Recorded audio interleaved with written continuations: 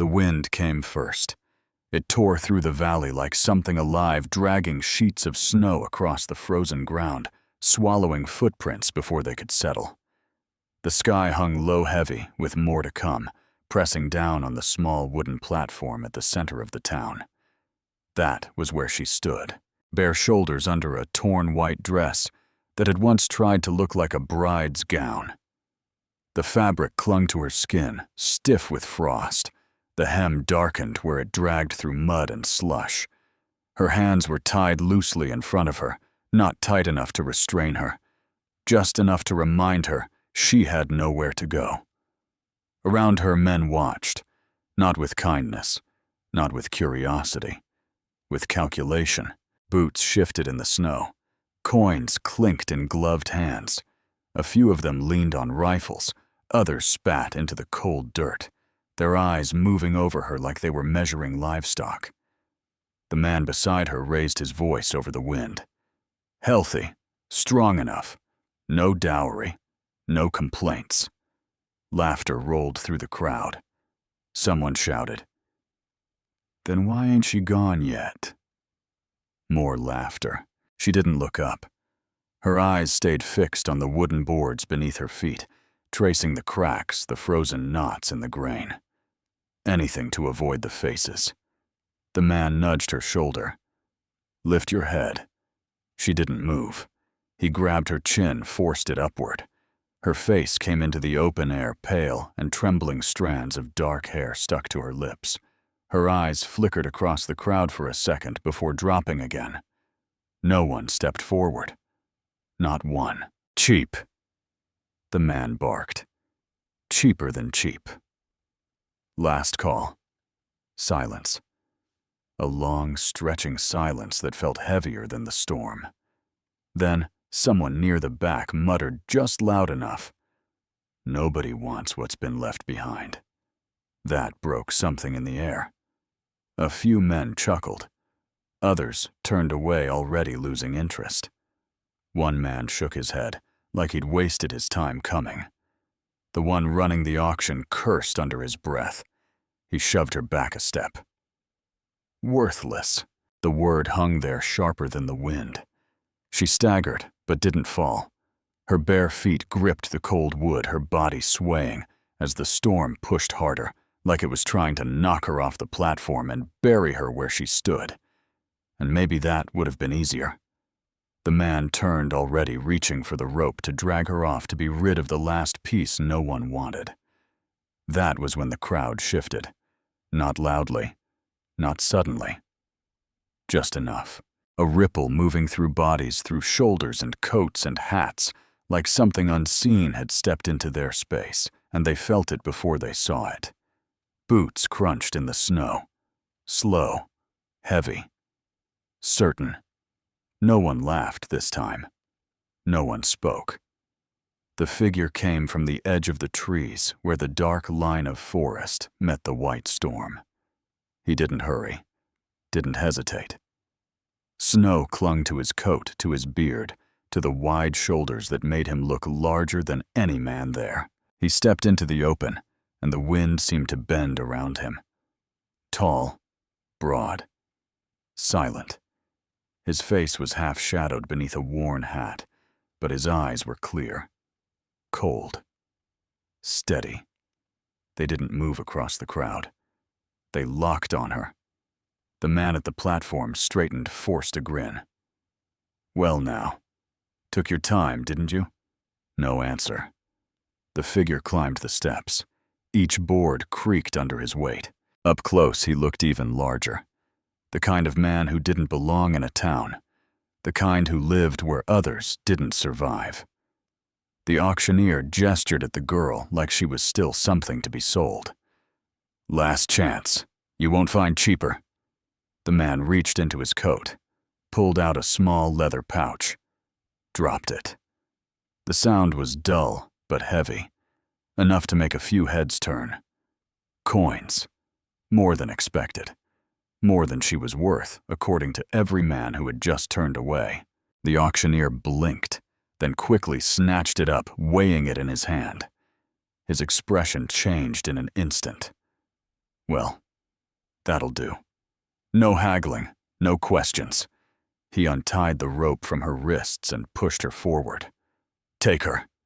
She stumbled, catching herself just before she fell. Her breath came fast now, sharp in her chest, her eyes flicking up despite herself. The man stood there waiting, not reaching for her, not touching her. Just watching, Liv the auctioneer snapped. Her legs obeyed before her mind could catch up. She stepped off the platform, the snow swallowing her feet immediately cold, biting into her skin. The man turned. That was all. No instructions. No words. He simply started walking, and she followed. Not because she trusted him, not because she wanted to, but because behind her, there was nothing. The town faded quickly, swallowed by the storm. The sounds of voices and laughter died into silence, replaced by the howl of wind and the crunch of 2 sets of footsteps moving into the mountains. He didn't slow for her, didn't look back. She had to hurry to keep up her breath, turning ragged, her body shaking from cold and exhaustion. Twice she slipped. Twice she caught herself. The third time she didn't. Her foot hit ice hidden beneath the snow. Her body twisted, and she went down hard. The air knocked from her lungs as the cold wrapped around her like a trap. For a second, she couldn't move, couldn't breathe. The wind pressed her deeper into the ground. Then a hand closed around her arm. Rough, strong. It pulled her up in one motion like she weighed nothing. She gasped, sucking in air as her vision blurred. The man didn't speak. He let go as soon as she was steady and started walking again. She stared at his back, at the broad shape cutting through the storm, at the silence he carried with him. This wasn't rescue. Not yet. The mountains rose ahead dark against the white sky waiting. And whatever waited up there with him, she was already too far gone to turn back. The climb took hours, or maybe longer. Time lost its shape in the storm. The path narrowed as they moved higher, the ground uneven, beneath layers of snow. Trees grew thicker, their branches heavy and bent, blocking what little light tried to break through the clouds. Her feet were numb now. She couldn't feel the cuts anymore, only the weight of each step. He never stopped, not for long. When he did, it was only to glance at the sky to shift direction slightly, like he knew these mountains in a way she never could. At one point, she slowed too much. Her legs refused to lift again. Her body folded without warning, dropping to her knees. The snow caught her. She stayed there. Didn't try to rise. Didn't have the strength. The wind pushed against her back, whispering something that almost sounded like rest. Just stay. Just close your eyes. The crunch of his boots stopped. For a moment, there was nothing. Then he turned, walked back. His shadow fell over her. She braced. For anger. For punishment. For something. Instead, he crouched. His hand came to her shoulder. Firm. Not gentle, but not cruel. A pause. Then he pulled her up again. This time he didn't let go immediately. His grip stayed steadying her until her legs locked again beneath her. He looked at her. Really looked. Her face, her shaking hands, the frost clinging to her lashes. Something moved behind his eyes, gone as quickly as it came.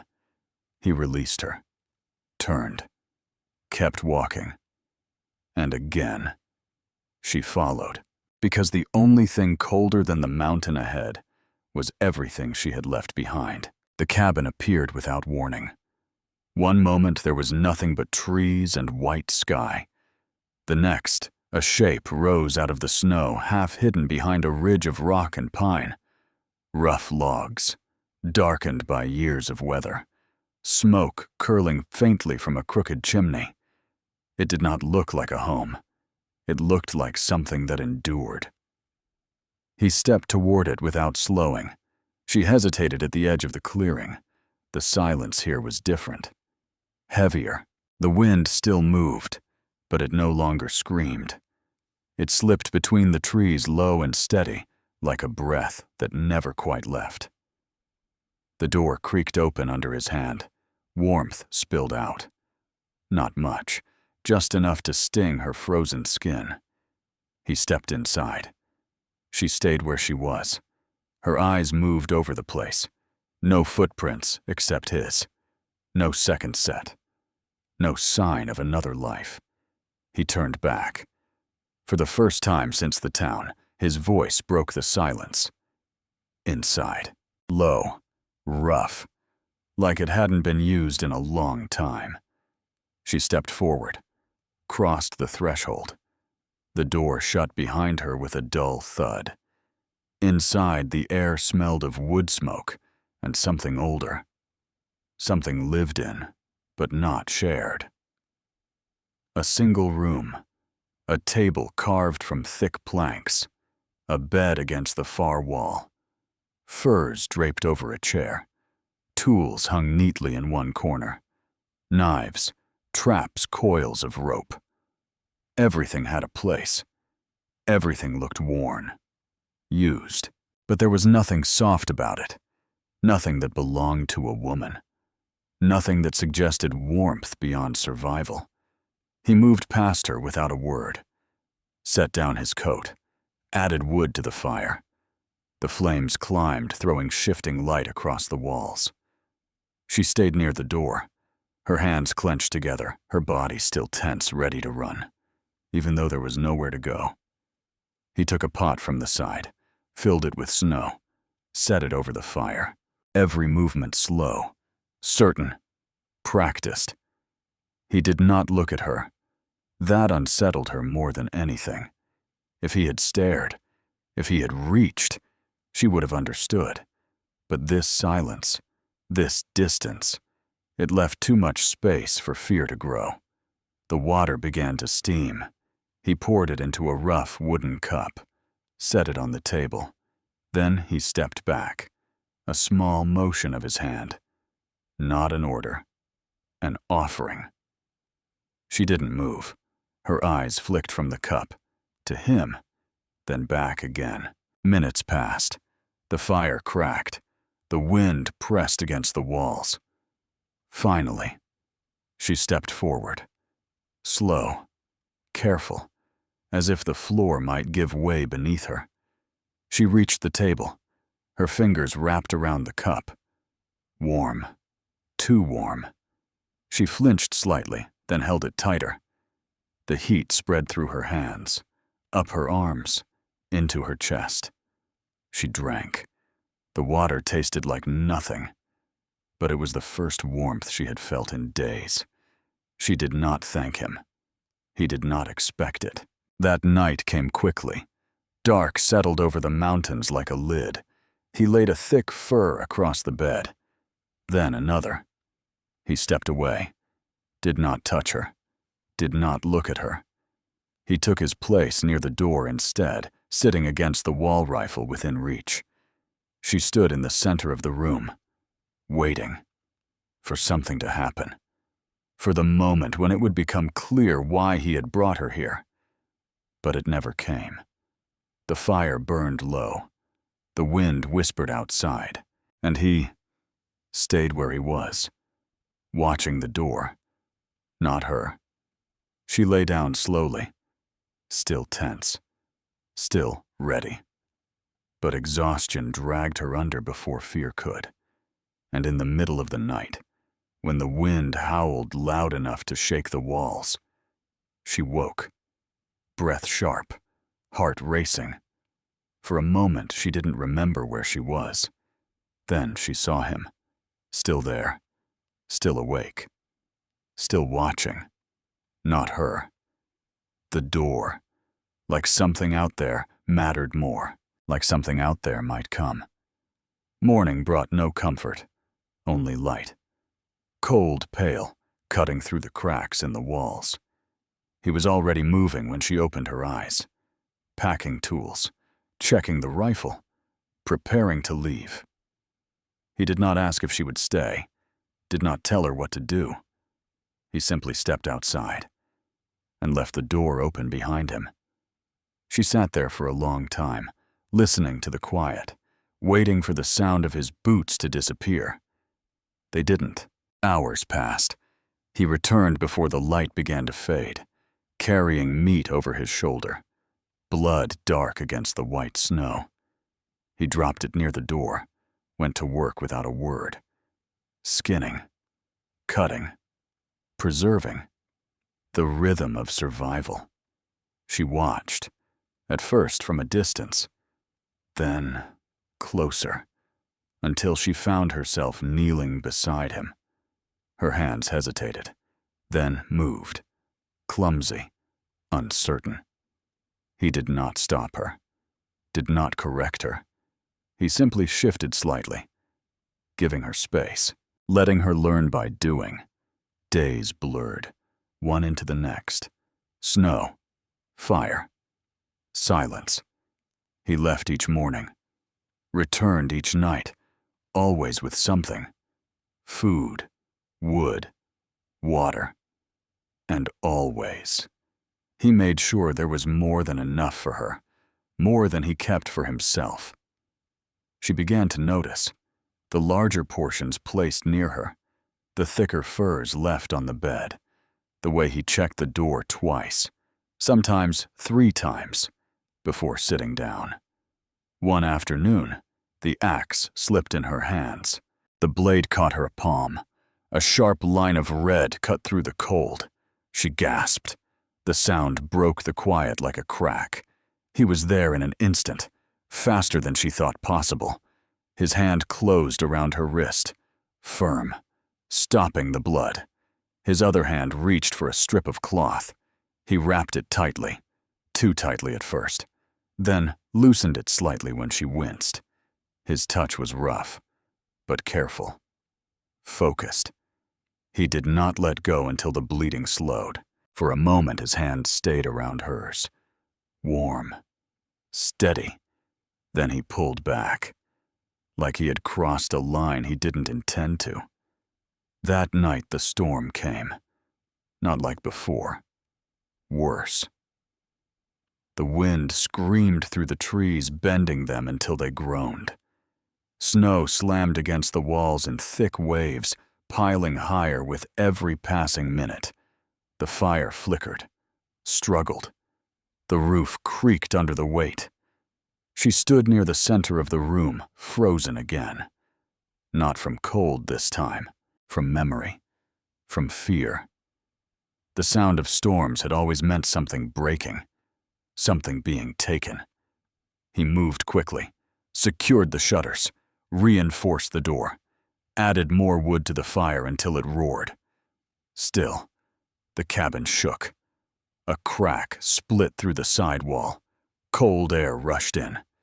She flinched back. Her breath came fast, too fast. Her hands trembled. The storm pressed harder, louder, closer.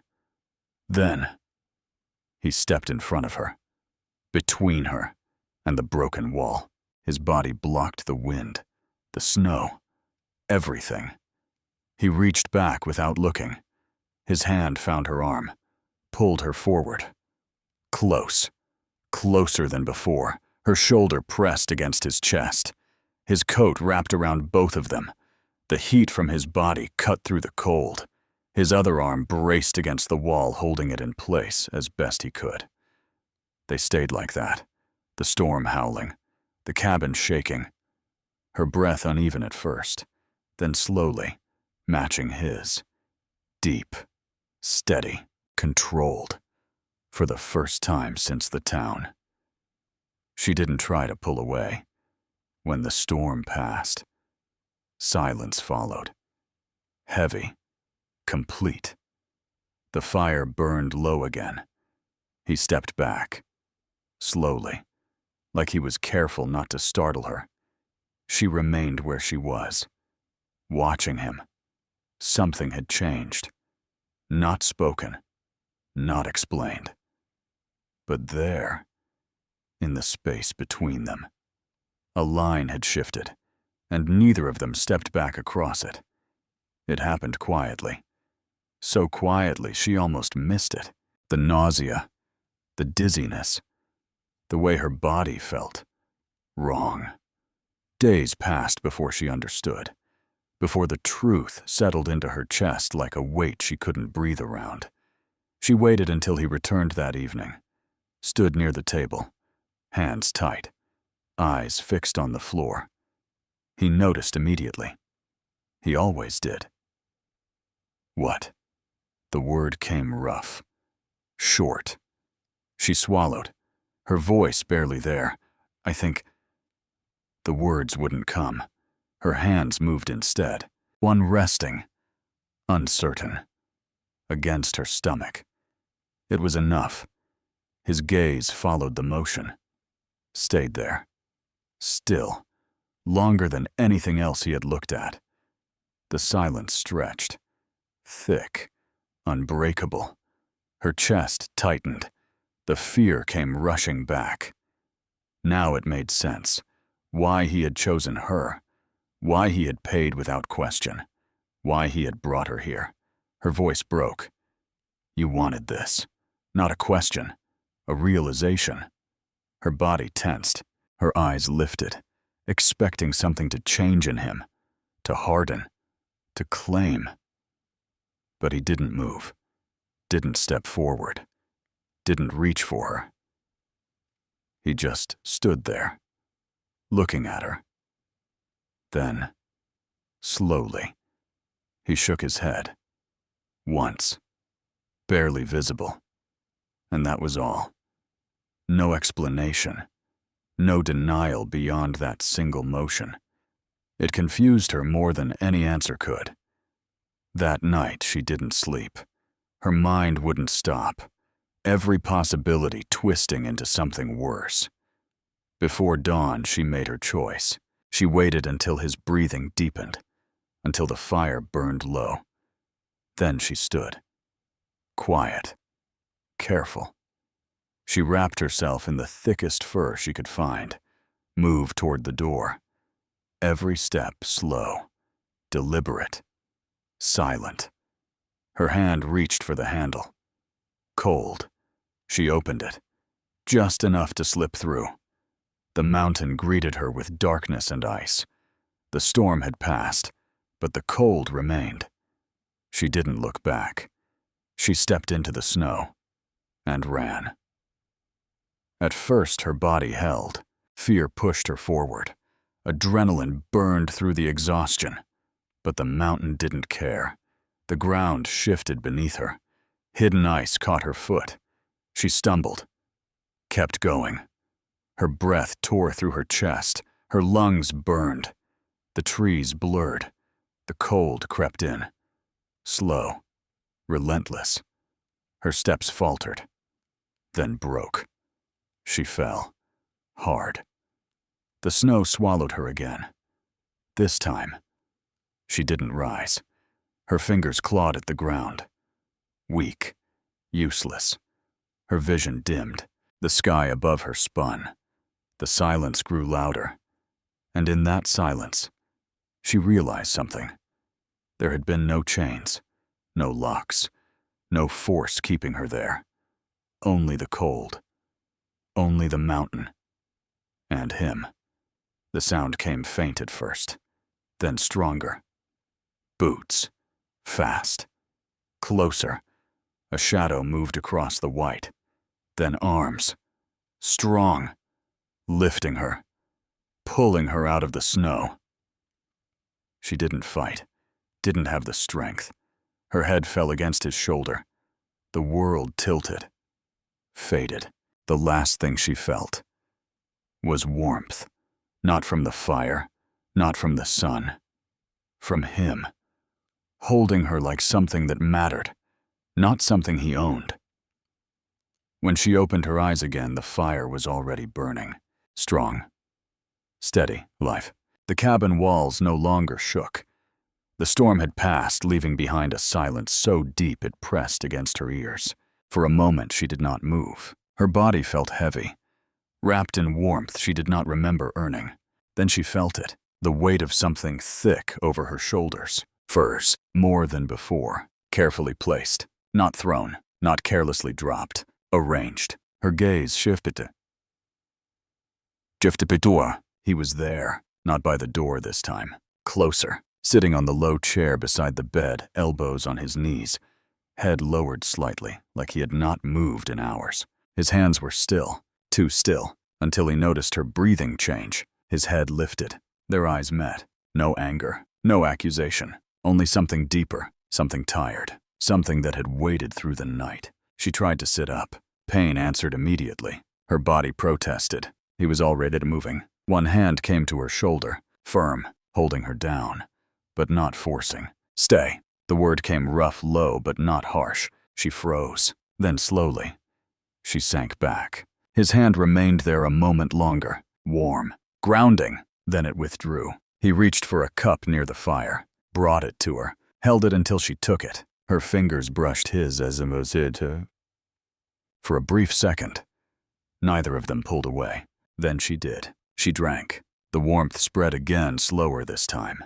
Deeper. Silence settled between them, but it was no longer the same silence as before. It did not press. It held. Outside. Something shifted. A sound, faint at first, then clearer. Boots. More than one. Her body stiffened instantly. The cup trembled in her hands. He heard it too. Of course he did. He was already standing. The rifle was in his hands before the second sound came. Closer now. Voices. Muffled by distance, but sharp enough to carry. He moved to the door, opened it just enough to see, then closed it again. Locked. Barred. His movements changed. Faster. More precise. He crossed the room in 2 steps. Reached for her. This time, there was no hesitation. His hands gripped her arms, pulled her up. Her breath caught. Pain shot through her body, but he did not stop. He guided her toward the back wall. There was a narrow space behind stacked wood. Hidden. He pushed the logs aside. A hollow behind them. Just large enough. In. The word left no room for argument. She hesitated for half a second, then obeyed. He helped her down, covered the opening again. His hands paused on the wood. For a fraction of a moment, they lingered. Then he turned. The first knock hit the door. Hard. Not a request. A demand. Open up. The voice carried through the wood. Rough, familiar. Her chest tightened. She knew that voice. Her uncle. Another knock. Louder. The door shook. We know you're in there. More voices now. Laughter. Cruel. Confident. He did not answer. He stood in the center of the room, rifle lowered, but ready.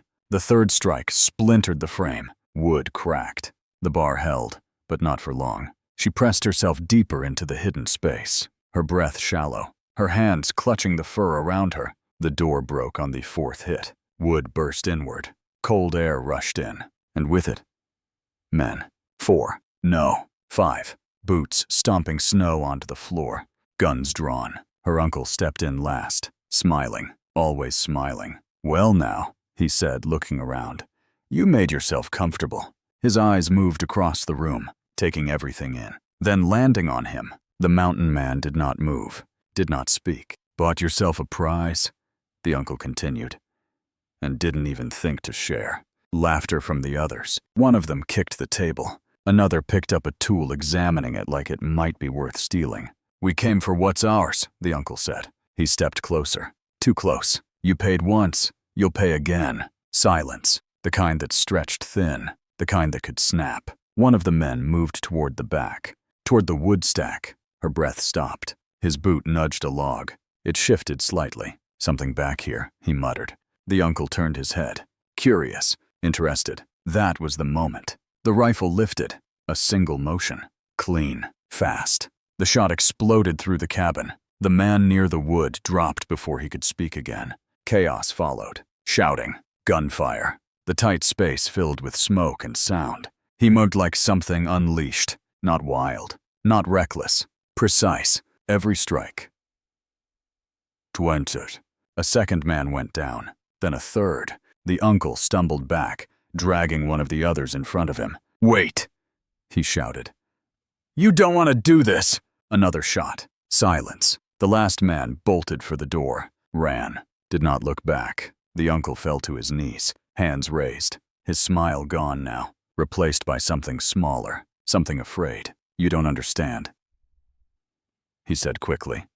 "She ain't worth—" The words cut off, not by a bullet, by something colder, something final. When it was over, the cabin fell silent again.